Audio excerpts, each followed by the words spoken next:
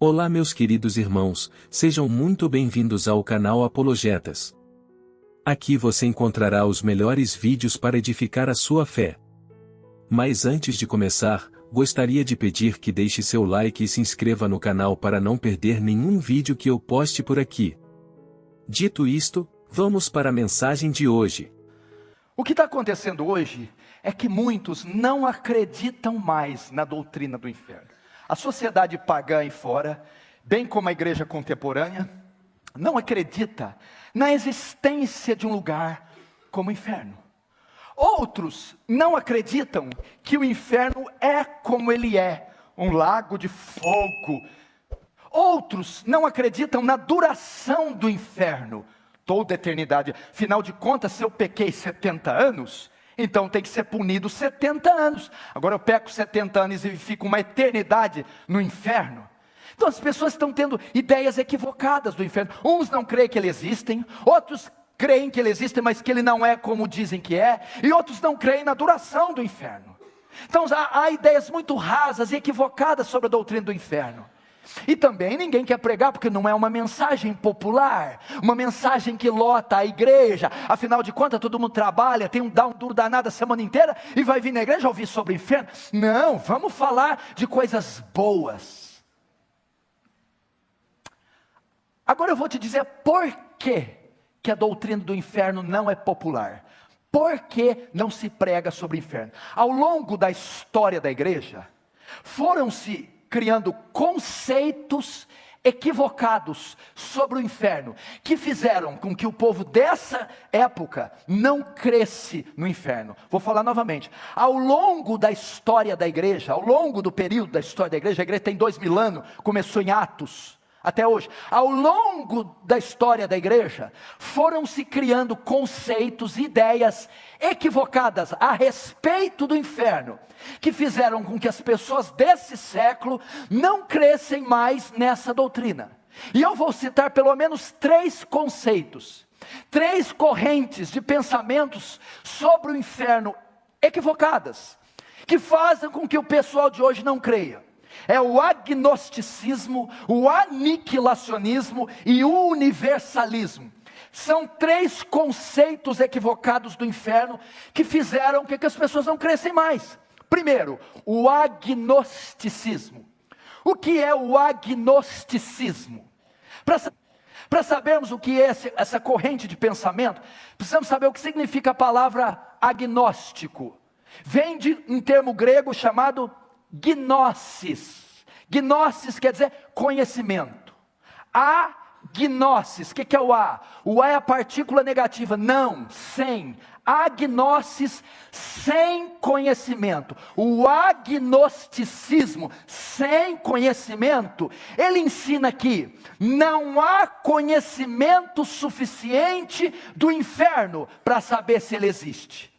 Ninguém nunca foi lá e voltou, não há fotos, não há evidências. Então, se não há conhecimento, vestígio, provas, não há quem tenha ido e voltado, não há conhecimento suficiente, então não pode existir um lugar como esse. Os agnósticos não creem na existência do inferno por dizerem que não há evidências suficientes de um lugar como esse. Segundo conceito que surgiu ao longo do tempo, o aniquilacionismo. O aniquilacionismo. O que é o aniquilacionismo? Quem são os aniquilacionistas? Vem de 2 palavras também latinas. Você conhece a palavra nihil? Nada. Ex nihil, do nada. O que é anihil? A partícula negativa sem. Nada, aniquilar, sem, nihil, nada, reduzir a nada. O aniquilacionismo entende o quê? Que o homem, se ele crê em Jesus, ele vai para o céu. Se ele é pecador e ímpio, não vai para o inferno, não existe o inferno. Ele será aniquilado, reduzido a nada. Significa que o pecador que morre sem Jesus, O corpo e a alma é destruído, deixa de existir, é aniquilado, reduzido a nada. Existem aniquilacionistas hoje? Sim, as testemunhas de Jeová são aniquilacionistas. Elas creem que um pequeno grupo vai para o céu, 144 mil, a seita tem 3 milhões, vão disputar no tapa quem é que sobe. Não sei como é que faz.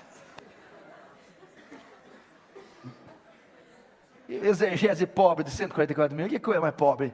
Talvez é porque quando fizeram exegese, a seita tinha 1.000, 1.200, então cabia gente, mas eles não sabiam que ia crescer tanto. Os aniquilacionistas creem nisso. Existem aniquilacionistas? Sim, as testemunhas de Jeová. Existem agnósticos hoje, sim, os ateus. Muitos ateus são agnósticos. E há uma terceira corrente de pensamento equivocado sobre o inferno. Essa é que está na moda. Está assim de crente que crê. Os universalistas. O universalismo vem da palavra kata e holos. Quer dizer junto e todos. Todos juntos. O que o universalismo ensina? Que no final dos tempos, quando Deus redimir a terra e dar ela totalmente ao governo de Cristo, todos serão salvos, todos, os crentes e os descrentes, os justos e os ímpios, todo mundo vai para o céu. O universalismo chega a dizer o absurdo que no final dos tempos, até o diabo será salvo. Deus vai abrir o inferno e sai, capetada, vai todo mundo para o céu. O universalismo crê nisso, que os santos, justos e os injustos vão ser salvos. Quem estudou, não estudou para a prova, no final todo mundo vai passar de ano. É o sonho de qualquer brasileiro estudante. Por quê? E por incrível que pareça, um dos maiores exegetas do século XX, John Stott, era universalista, por causa de Atos 3,19 e Efésios 1,9, segundo o seu beneplácito que propuseram em Cristo, de fazer convergir nele, na dispensação da plenitude dos tempos, todas as coisas, tanto nos céus e na terra.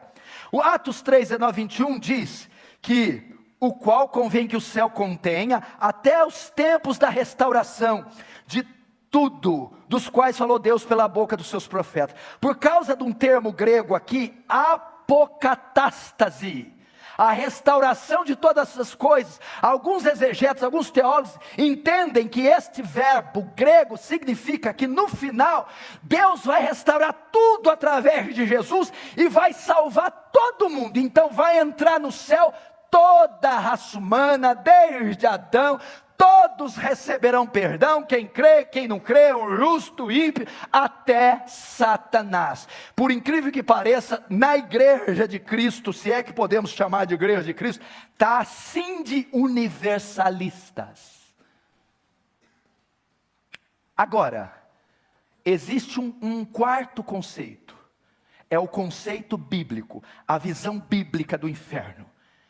Existe sim um lugar de sofrimento consciente da alma e eterno, chamado inferno. Existe um lugar de sofrimento consciente da alma e eterno, chamado inferno. Esse é o conceito bíblico. A doutrina do inferno não é exposta e ensinada claramente no Antigo Testamento. É no Novo Testamento que vamos ter ideias mais claras sobre o inferno. Paulo em suas cartas faz menção da doutrina do inferno. João fala em Apocalipse da doutrina do inferno. Mas é Cristo quem propicia o mais amplo ensino sobre o inferno. Em Mateus 5,22, ele diz do fogo do inferno.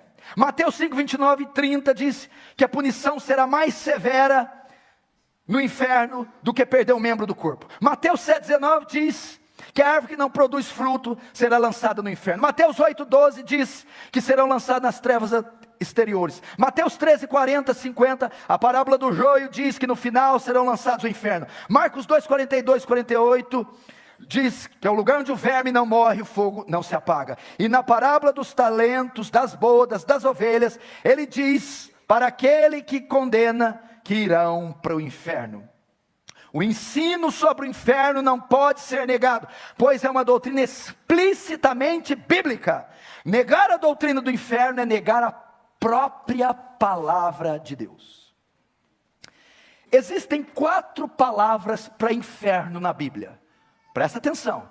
Existem 4 palavras para inferno na Bíblia: Sheol, Hades, Guiena e Tártaros.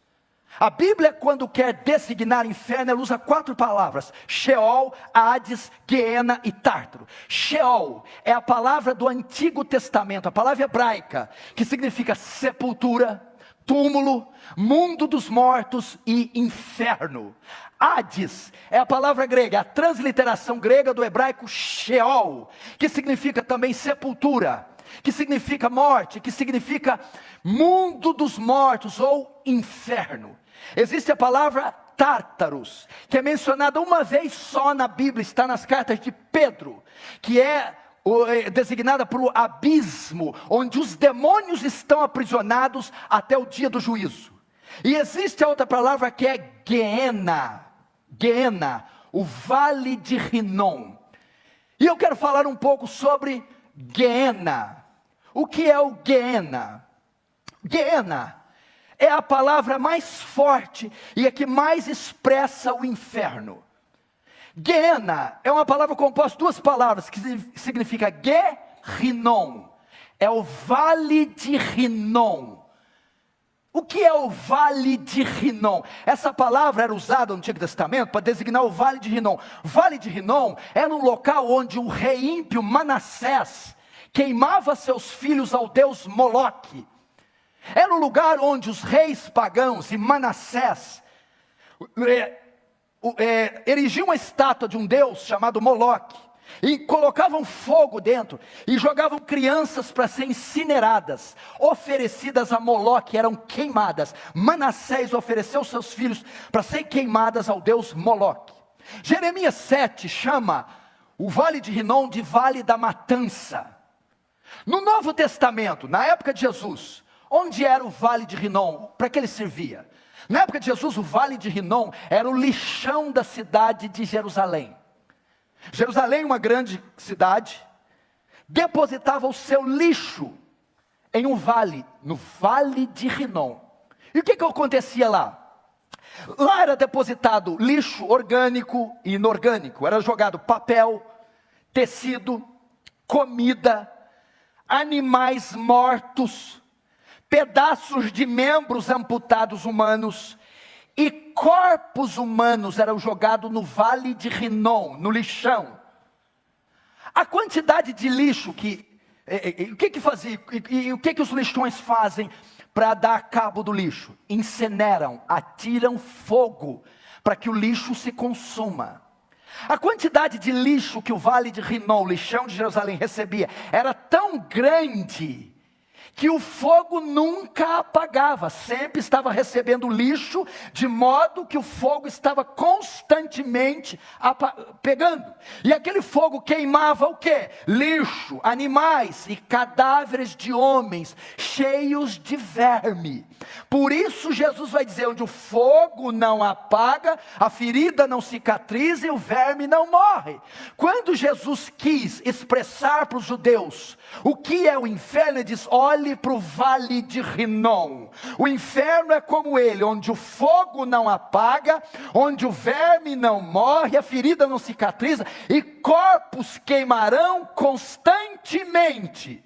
Isso é o inferno, o lugar onde o lixo da humanidade será colocado. Vocês entenderam? Agora vamos entender, quem morre hoje vai para onde? Quem morre hoje com Jesus, o crente, se morrer hoje, vai para onde? O corpo vai para a sepultura, a alma vai para o céu. Não existe doutrina do sono da alma, ninguém fica dormindo no túmulo. Essa ideia de dormir, de sono da alma, vem da interpretação errada da carta de Paulo aos Tessalonicenses. Irmãos, não quero que sejais ignorantes a respeito dos que dormem. Quando Paulo fala dorme, ele está usando um eufemismo, O que é um eufemismo? É usar uma palavra mais leve no lugar de uma palavra grave, para não ofender. Por exemplo, quando alguém da sua família morre, ninguém liga lá, seu pai morreu. É muito forte falar, seu pai partiu. É um eufemismo. Seu pai faleceu. Você usa uma palavra mais leve no lugar de uma palavra grave. Então Paulo, para consolar os tessalônicos que estavam sensíveis, diz: não sejais ignorantes a respeito daqueles que dormem, daqueles que estão mortos, que morreram. Então não tem ninguém dormindo. Quem morre hoje com Cristo vai para o céu.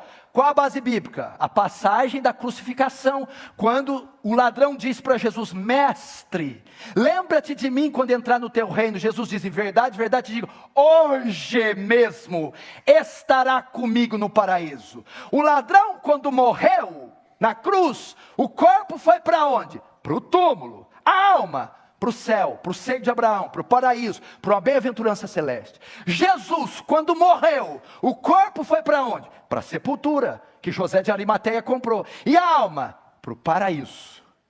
O ímpio, sem Jesus, quando ele morre, para onde ele vai? O corpo do ímpio vai para a sepultura. E a alma? Vai para o Hades. Hades. O que é o Hades? O Hades é o lugar que os ímpios estão, as suas almas estão lá, estão sofrendo. Se você conhece um ímpio que morreu o mês passado, o ano passado, 10 anos atrás, há 10 anos ele está no Hades, há 10 anos ele está no suplício, está lá.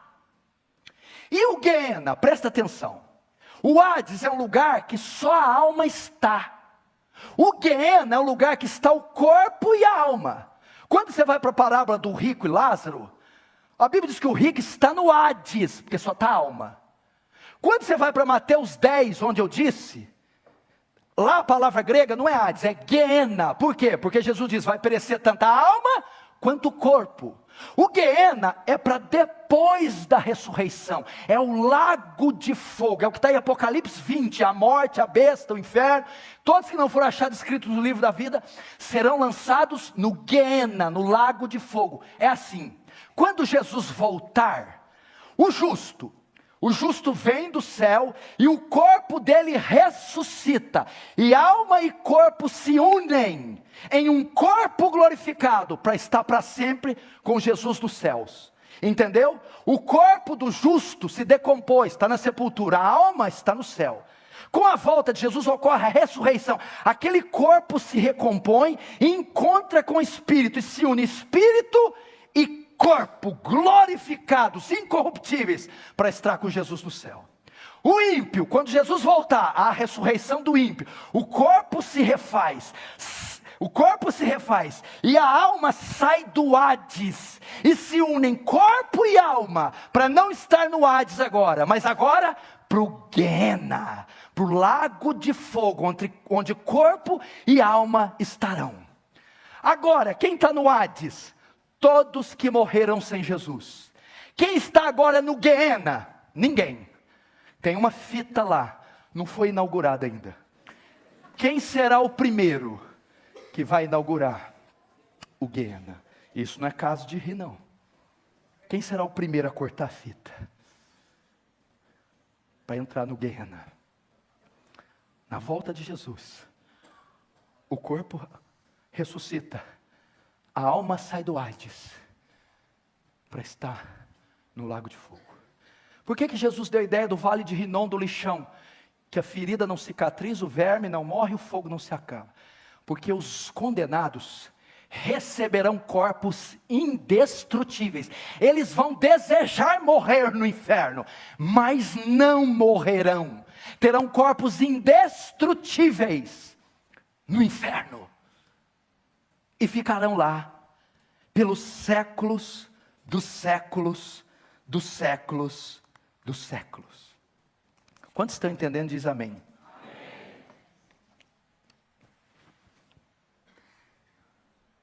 Essa é a doutrina do inferno.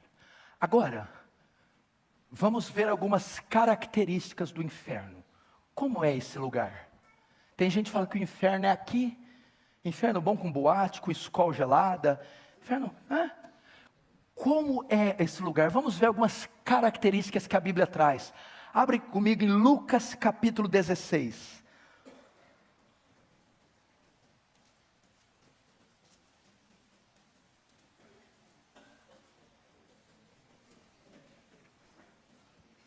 Lucas capítulo 16. Vamos ver. A partir do verso 19, Lucas 16, 19.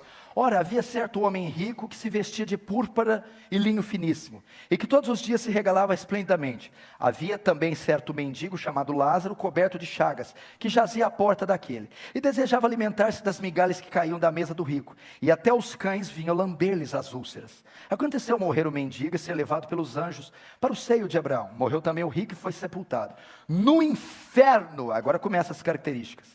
Estando em tormentos, levantou os olhos e viu de longe Abraão e Lázaro, seu seio.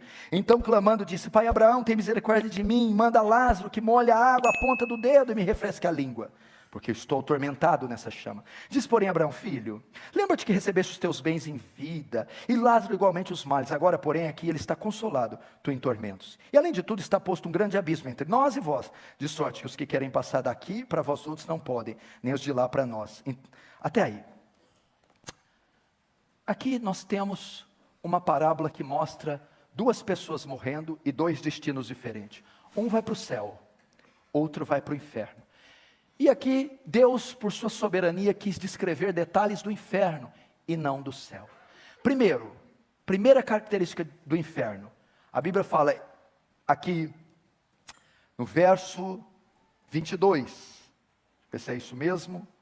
Verso 22 está escrito a palavra tormentos. Esse é isso. 23. Tormentos. Veja só. Primeiro, característica do lugar. É uma colônia de férias o inferno, um lugar que vai ter loiras bonitas com álcool e uma boate, igual aquela do Blade, descendo sangue para os vampiros, aquela coisa. A Bíblia diz que o inferno é um lugar de tormentos. O inferno é um lugar de sofrimento. Sofrimento. Notem que ele usa o plural. Tormentos no plural. O que significa tormentos e sofrimento? O inferno é o local onde vai haver o completo despejar da ira de Deus sobre o ímpio. Isso é o inferno. Apocalipse 20, 10. E o diabo que os enganava foi lançado no lago de fogo e enxofre, onde então a besta e o falso profeta de dia e de noite serão atormentados. Mateus 25, 41, 46 diz: então dirá também aos que estiver à sua esquerda: apartai-vos de mim, malditos, e irão estes para o tormento eterno. Você tem ideia do que é isso? Sofrimento. Eu não sei, há especulações quanto se é fogo literal, o que é a substância do inferno, se vão queimar, torrar, não sei. Uma coisa eu sei: o inferno é o completo despejar da cólera, da ira de Deus. Só para você ter uma ideia, o que pode ser o inferno? A Bíblia diz em Apocalipse 14 que os tais beberão do vinho, do furor, do lagar, da ira do Deus Todo-Poderoso. Usa o termo lagar. O que é lagar? O lugar que faz uva. É um compartimento, um caixote. Pensa num caixote, que embaixo tem furos, saídas com canos, dutos, que terminam em baldes, recipientes. O viticultor colhe as uvas e enche o lagar, o caixote enche. Depois ele salta lá dentro e começa a pisar as uvas. E ao pisar vai extraindo o suco, que vai passando pelos dutos até o recipiente. Dali se extrai o vinho, suco de uva. Este lagar é o inferno. As uvas são os pecadores que ali estarão, e os pés de bronze que pisam as uvas são os pés do cordeiro em forma de ira, e o suco que sai das uvas é o sangue dos pecadores. Isso é o inferno, a ira de Deus. E aquele que viver em pecado beberá do cálice da sua ira, cada gota da ira de Deus. Não brinque com o inferno. Não brinque com o inferno. Segunda característica, verso 24, então clamando, disse: Pai Abraão, tem misericórdia de mim, e manda Lázaro que molhe a água, a ponta do dedo e refresque a língua, porque estou atormentado nessa chama. Presta atenção, o sofrimento ali era tão intenso, o calor das chamas, que Jesus ilustra, que o rico dizia: Pai Abraão, peça para Lázaro, ao menos molhar a ponta do dedo, e colocar uma gota na minha língua, para que me refresque, ao menos uma gota. E Abraão disse: o que significa? O inferno é a ausência total do alívio da dor. Quem aqui já fez uma cirurgia, teve uma fratura exposta, pós-cirúrgico, parto, queimadura, seja o que for que doeu muito, precisou de antibiótico, morfina, anestesia, e você rugiu, passou a noite em claro, mas passou 10, 20, 30 dias, passou a dor. A sua mente está condicionada, quando você queima de 3º grau, a esperar o alívio da dor, porque uma hora vem, cicatriza, pomada, ferida. No inferno não haverá 1 minuto sequer de alívio, 1 segundo sequer, é uma dor, um sofrimento, um tormento constante, incessante, sem 1 segundo sequer de alívio. Sem 1 segundo. Terceira característica do inferno, para mim uma das piores. Verso 25, diz porém Abraão: filho, lembra-te que recebeste teus bens e vidas, e Lázaro igualmente os males, porém aqui ele está consolado e tu em tormentos. Vamos pegar a primeira frase, lembra-te. Pastor Erival, eu acho que essa é uma das piores consequências do inferno.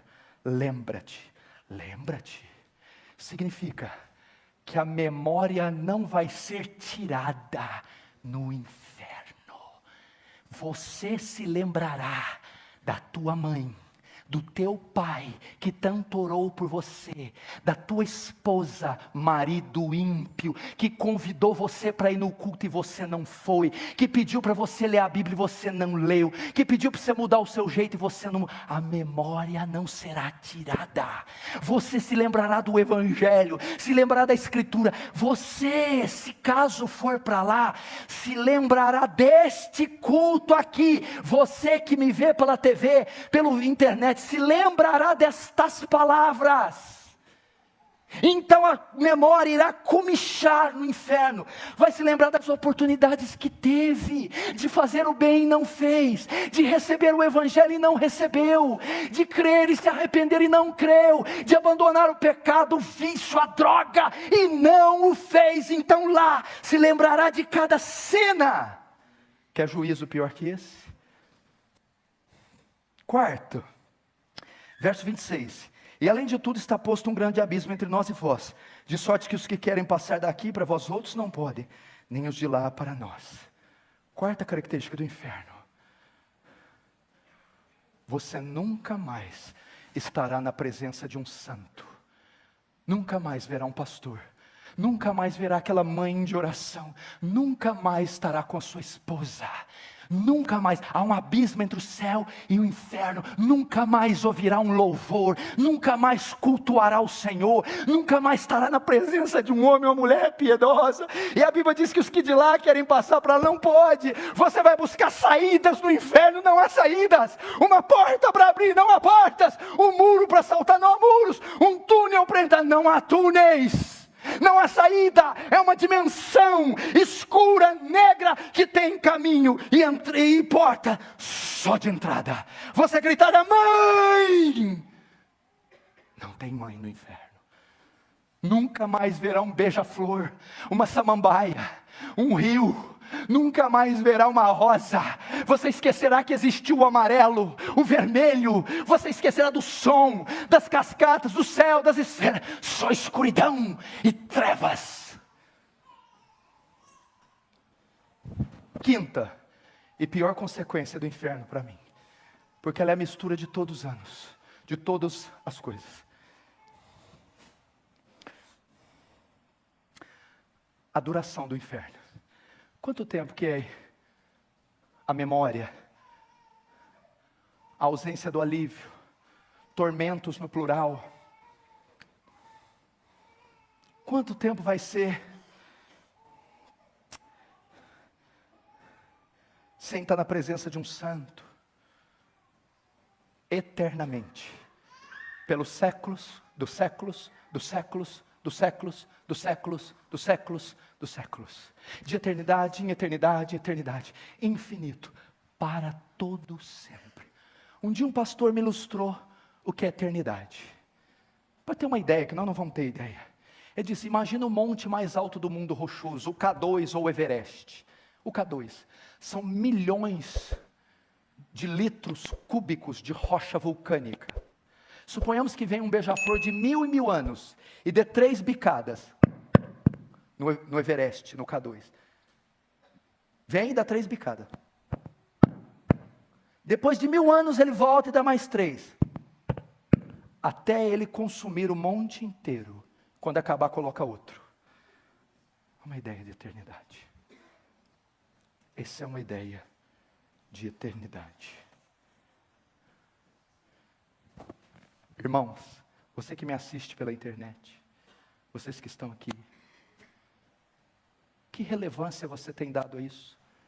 Você está preocupado com o quê? Se o financiamento vai ser aprovado? Se vai dar certo o noivado, o casamento?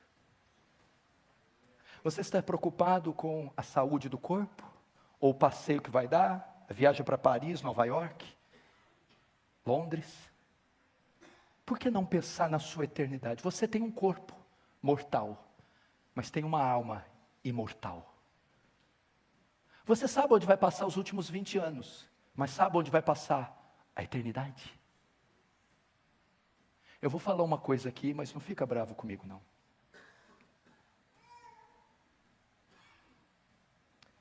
Tem pessoas que estão aqui sentadas, e pessoas que estão me vendo pela internet, que vão para esse lugar. Eu falo isso com dor no coração. Que vão pecar ainda essa noite. E vão viver como se nada que foi dito aqui fosse dito. E eu não vou poder fazer nada. Tem pessoas aqui que estão escondendo pecados hediondos. Deus sabe o que você fez hoje, ontem, mês passado. Deus sabe o que você tem pensado. Aonde essa mão sua andou, esses olhos, seu coração. Eu não estou nem um pouco preocupado com o teu corpo, com o teu casamento, com o teu carro, com as tuas doenças. O que tirou o meu sono foi aonde você vai passar a sua eternidade. Deixa essas migalhas de lado, rapaz. Para de brigar por causa dessas coisas estúpidas, mulher. Para de ir atrás de sonho, fantasia e vento. Esse mundo é pó. É como a erva. Vai passar. Daqui um dia você vai estar tão enrugado, tão velho, que teu filho vai precisar dar banho em você. E todos esses sonhos idiotas, você vai ver que foram ilusão. E o que vai valer é só o que você fez para Cristo. Como eu faço, pastor, para não ir para um lugar como esse? Você pode ir. Se você é um falso cristão, você pode ir. A única maneira de ir é o que está em Romanos 10, 13 e 15. Você que me assiste, ouça. Porque há de ser que todo aquele que invocar o nome do Senhor será salvo. Como, pois, invocarão aquele em quem não creram? E como crerão naquele de quem não ouviram? E como ouvirão se não há quem pregue? E como pregarão se não forem enviados? Você deve invocar o nome do Senhor, e você deve crer no Senhor. E como eu creio? Romanos 1,16. Porque não me envergonho do Evangelho de Cristo, pois é o poder de Deus para a salvação de todo aquele que crê, primeiro judeu, também do grego. 1 Coríntios capítulo 1, aprove a Deus salvar o homem pela loucura da pregação. É a pregação do Evangelho, não é da prosperidade, da vida melhor, da cura do corpo, da felicidade temporal, do carro, do casamento. É a pregação do Evangelho. O que é o Evangelho? Que Cristo veio ao mundo, Cristo desceu dos céus como Deus, se fez homem, teve carne, nervos, músculos, veias, transpirou, chorou, dormiu, cansou, sangrou, para assumir a sua semelhança, sentir o que você sente, ser tentado como você é, sentir suas dores, e fazendo o homem, cumpriu toda a justiça de Deus, o único homem que não pecou, cumpriu toda a lei, os 10 mandamentos na íntegra, e naquela cruz, meu irmão, foi condenado como malfeitor, foi condenado e foi pregado, e foi condenado pelo seu pecado. O Papa João Paulo diz que é o vigário de Deus. A palavra vigário quer dizer vicário, substituto. Não, é Jesus Cristo que é o vigário, o substituto de Deus. Naquela cruz ele substitui você, ele carrega sobre ele o seu pecado, mentiras, seus vícios, seus adultérios, o ódio, a inveja, a ignorância, o rancor, o ressentimento. Leva eles no seu corpo, e levando eles, ele é sentenciado, e ele é julgado culpado pelo meu pecado, culpado pelo seu pecado, culpado pelo nosso pecado, e por ser culpado, ele tem que pagar, ele paga. Como ele paga? Deus precisa satisfazer a justiça dele, Deus precisa punir o pecado. Como Jesus levou o pecado sobre ele, para não punir a gente, Deus pune o próprio filho, e o mata, e o esmaga. Aprove a Deus moê-lo, fazendo enfermar. Então Jesus morre na cruz, pagando pelas minhas mentiras, pelos meus adultérios, pelos seus vícios, pelo seu rancor, pela sua chatice, pela sua idolatria, pela sua obstinação. Mas não fica só aí. Como eu sei que esse sacrifício foi suficiente, como eu sei que isso só pagou o meu pecado do mundo inteiro, como eu sei que Deus aceitou isso, é que no terceiro dia da sepultura, a pedra rola, e ele ressurge dos mortos. Jesus ressuscitou dos mortos. E ao ressuscitar, ele prova que Deus se satisfez com o seu sacrifício. Tetelestai, está consumado.